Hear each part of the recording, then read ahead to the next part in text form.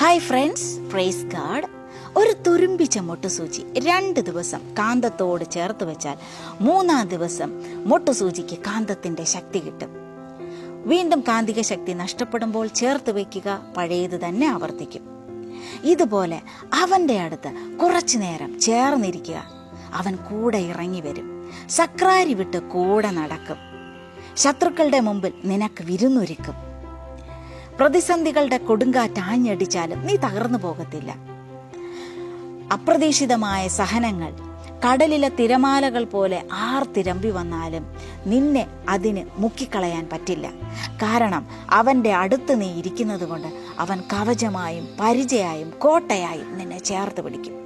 അതൊരു കുഞ്ഞ് എക്സാമ്പിളിലൂടെ സിസ്റ്റർ കാണിച്ചു തരാം. ഓക്കെ, ബലൂണ് നമ്മുടെ ജീവിതമാണ്.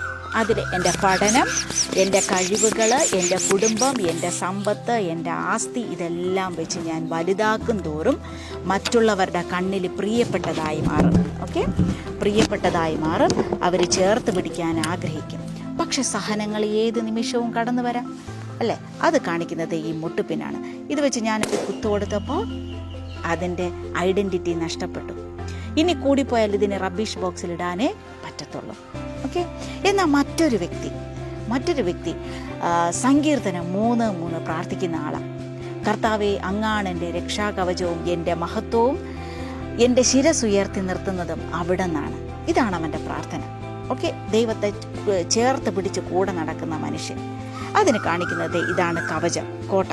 അപ്പോൾ ഇവൻ എന്ത് കാര്യം ചെയ്താലും ഇവൻ പ്രാർത്ഥിക്കുന്നത്, കർത്താവേ, കവചവും പരിചയം ധരിച്ച് എന്നെ സഹായിക്കണമേ. ഇവനും പഴയതുപോലെ വളർന്നു.